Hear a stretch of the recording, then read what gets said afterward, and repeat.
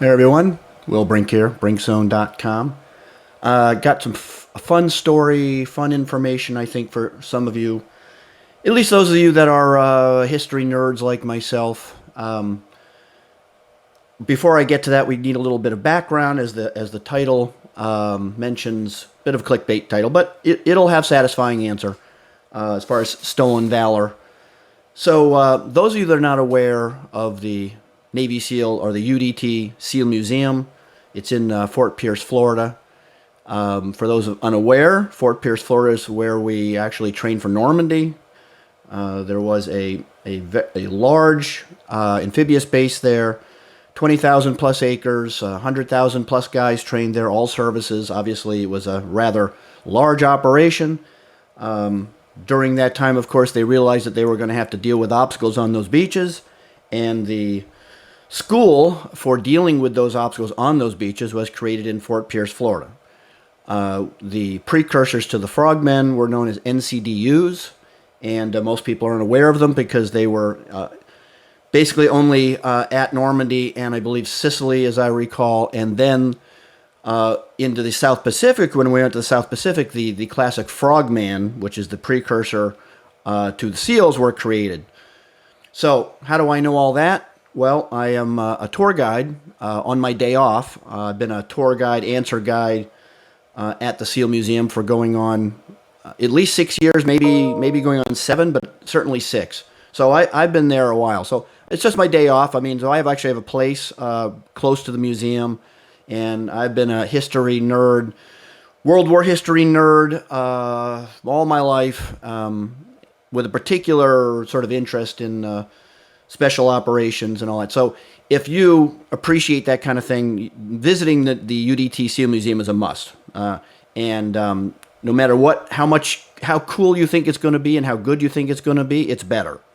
I will say that in all my years of being there, even the people that get dragged into it by their spouse or something that aren't that interested always come out and say, I had no idea that this was going to be that good. I'm glad my husband or my wife or my son or whatever, brought me here. That has happened weekly for all the years that I've been working there.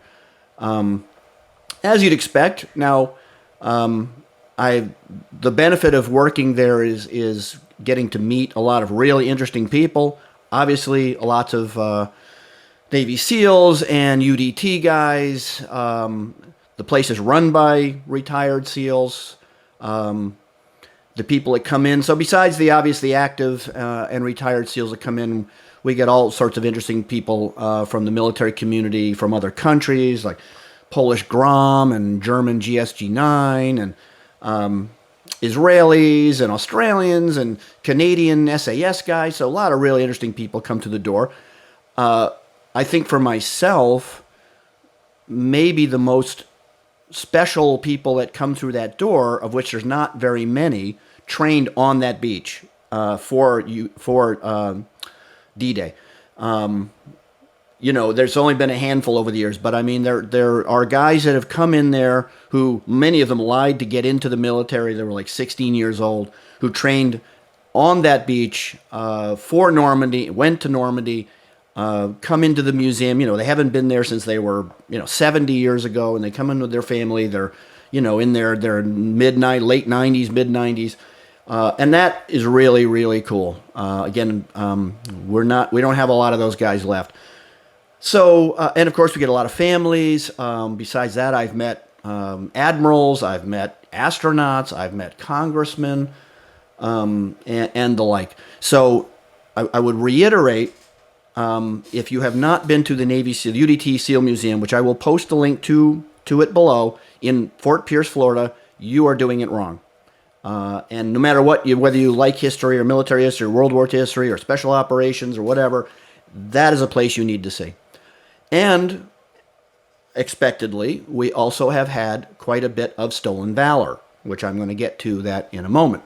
But I really want to set that up.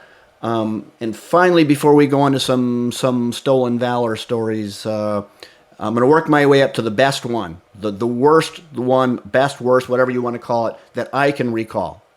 So now the museum is also featured in my book, Vacation Gone South, which is a fiction, a thriller, which gets very good reviews, especially from those been there, done that types who do that type of work. I'm a real stickler for the details, and I made sure to have it read by people I knew in the community, and it tends to be get high marks specifically from that group. It's both comes in print or it can be read as separate novellas on ebooks. So the reason I just brought that is like I said, the museum is featured in that book towards the end. Not a great deal, but it's in there. I had to fit it in there. There's even somebody who works there who there's a character in the book based on, and it's pretty similar. He knows who he is. So as I said, over the years, of course, with all the good stuff and all the interesting people and all that have come to the door, we have had a fair amount of stolen valor attempts, which is kind of mind-blowing. I will say that when I first started working there, it was really common. I mean, if we didn't have some kind of stolen valor attempt every other weekend or so, that's how common it was. And as years have gone by, I at least, I'm only there one day a week, but I at least have definitely seen less and less of it. And I put that down, I think, to the internet. I think, again, hiding, pretending, and for those who aren't aware, just quickly, stolen valor basically means people that are pretending to have been in the military that were not in the military. And, of course, most people's favorite is pretending to have been a Navy SEAL because they're so high profile and, come with a lot of high regard by people and notoriety. So if you're going to fake it, I mean, you might as well at least fake being... you might as well fake being like the best known special operations community, I suppose. I mean, you're probably not going to fake, having been a cook on a cruiser.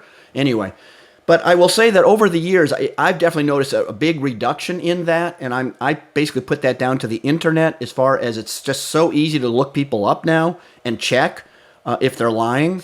You also have people like Don Shipley. Don Shipley was a SEAL. John has a YouTube channel, which I will post below, and Don really goes after people without any mercy. People that claim to be a SEAL, and if he finds out, those people are pretending to have been a SEAL, stolen valor, and he finds out, he will find them and rip them up.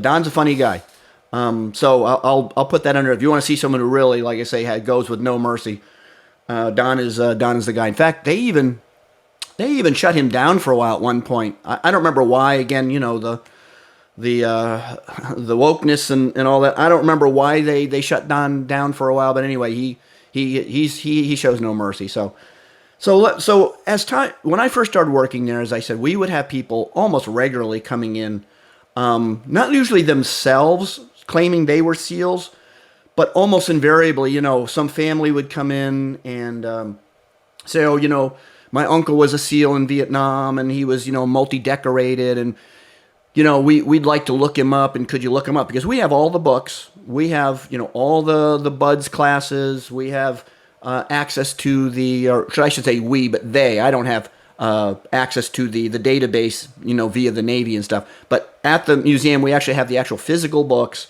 up to a certain date of people that graduated and all that. So we can go look people up. We also have a kiosk. People can go look up, friends and family members. So somebody would come in, you either say my friend or my neighbor. A lot of times, unfortunately, family member, but my uncle, my dad, whatever. He was a SEAL, and we're going to surprise him or something. We want to look him up, and we'll go look him up, and they're not there. And if they're not there, they were not SEALs.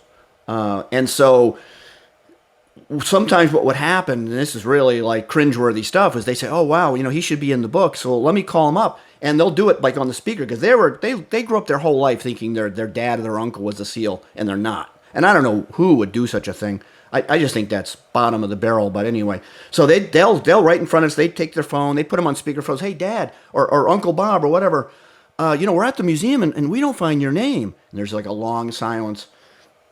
And sometimes they'll say, I was so top secret that I'm not going to be in their books. That's red flag. That is complete bullshit. You're nobody when you're in buds. You didn't go on. You're at that point when you're just going through basic underwater demolition stuff. You're a nobody. You're not, you're not super ninja guy. I'll just give you an example. Richard Marcinko, who was the first CEO of SEAL Team 6 and basically developed SEAL Team 6. So they don't get any, higher than that in the community, is in those books. Just to give you an example of somebody. So yeah, they'll say things like, oh, well, yeah, I'm not going to be in their books as I was so top secret and that they won't find it. Complete horseshit. And they had a number of now occasionally, I mean, they tried all kinds of stuff. That's my favorite. My favorite one was I won't be in their books because I was so top secret. But there's a number of different ones. Sometimes they would back it down a little bit and say, well, I never said I was a SEAL. I said I was in the Navy and during Vietnam, or sometimes they were in the military, but they were not SEALs. They were, sometimes they were other things, which is nothing. I mean, I think if you're in the military, I think just, that you just be proud of whatever you did, I mean, it's whatever you, doesn't matter. It's commendable, but anyway, the worst, of course, I think the worst, of course, are those who were not in the military at all and, pretend. But anyway, a lot of times they were in the military. They just were not SEALs. They were whatever they were, So sometimes they will back it down and say, oh, I never claimed that, I told you that I was in the Navy and I worked with some SEALs or whatever. So there's a variety of how they tried to manipulate their way through the stolen valor. Occasionally, yes, people did come in and claim, come in and say they personally, obviously a gentleman, personally were SEALs, which is a really weird thing, flex to do, to walk into the actual official museum and make that claim and not expect that you're probably going to get nailed. Usually with family members and stuff, I'm always very nice about it. I mean, because that's not their fault, and I at least sort of try to let them down easily. Other people, they can be tough, Now, if you come in yourself and claim to be a Navy SEAL, and you're clearly not, and there's very simple questions you can ask. But you don't need to be like, we don't like pepper them with questions. What unit were you in? Where did you serve? What did you, you just ask like a simple question. They'll come in and, say, yeah, I was on the teams. I was a SEAL or whatever. And there's some very basic questions you can ask right away that if they can't answer it, it's bullshit. And I'm not going to say what those are. I mean, they're not top secret or anything. I don't really want to hand out on the internet the simple questions we could ask that someone would then go at least kind of get that squared away and they could respond to us, where we'd have to like go a level deeper to confirm who they are. So again, none of this is not like it's a secret. I'm just saying I don't want to give people this. But these are very simple things, like their buds class. Okay? If you can't answer that, I mean, I don't care. I don't care if they're 90 years old and they can't remember their own name. They can't remember their grandkids' names. So they will remember their bud's number. That's the simplest question right there. Hey, okay, cool, man. What was your bud's number? And if they throw out a number, again, there's really easy ways to figure out if even that's nonsense. So anyway, I'm gonna give you the worst stolen valor event that I ever saw. Blows my mind to this day that this guy went that far. Now, so I'm in the museum. 4 guys come in, mid 60s, late 60s. Probably Vietnam era guys. And they come in as a group. They came on motorcycles. They came in as a group and said, I don't remember if they said or we asked them, but anyway, they were on the teams. They were SEALs, and we said, hey, cool, because anytime someone from that community comes in, I mean, of course, it's their museum. They get in for free. We really want to work with them and make sure their experience is great. So we said, oh, cool. We've got the books from your class numbers, if you want to take a look at them, the physical books, they'll have a picture of your graduation class. They're either 18, 19 years old, whatever they are, and they were, really excited. They're like, wow, I mean, that's great. They were like, man, let's sit down and look at the books, and see our graduation pictures. A lot of times they don't have, that was like way back when they were kids. Sometimes they don't even have their own pictures. So these guys were really excited. We took them into the office. We got the books out. Three of them sat down to look in the books. The fourth guy kind of hung out like in the kind of in the hallway, kind of like over my shoulder. So the three guys who look in the books and they look they look up their buds class.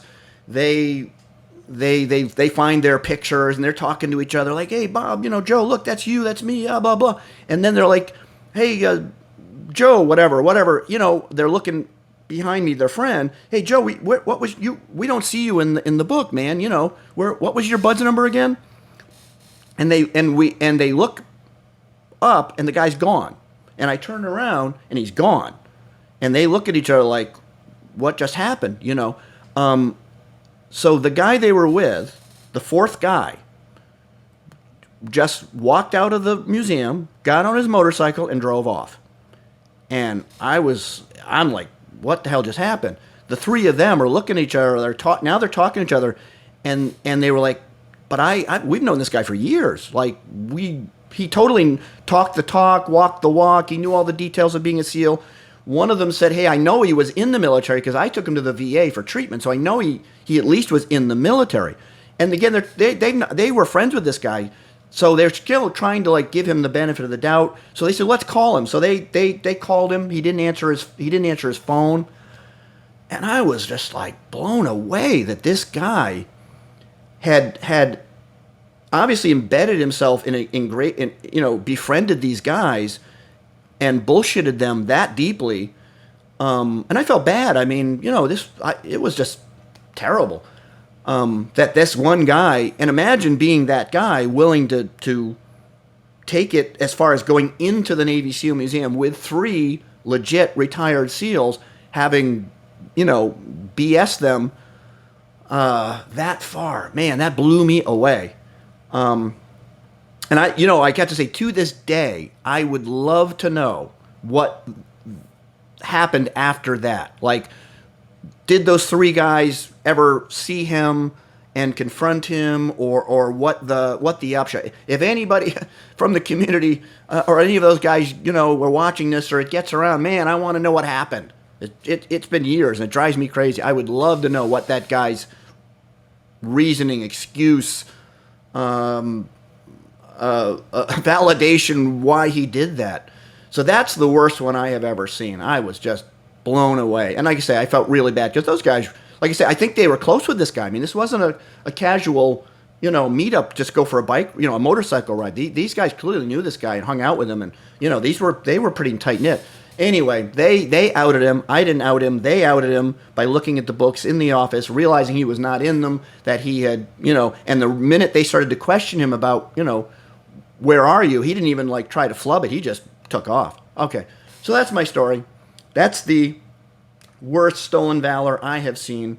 Don Shipley on his page probably has worse and has gone and personally confronted these guys. I just say, A, visit the museum. You got to visit the museum, no matter who you are. 2, if you like a good thriller, you want a good summer read, I highly recommend Vacation Gone South. 3, I'm going the right direction. Alpha Joe, obviously this is brought to you by Alpha Joe. It's a coffee booster. It tastes good. It feels good. It's good for you. Call that the trifecta of win. And if you have any comments, questions, and all that about this story, let me know below. And sub, obviously, this channel, because I cover a lot of really interesting topics, mostly nutrition, science, and health, but I'm all over the place. And, of course, like this vid and hook a brink man up. And I'll see you all on the Brink Zone.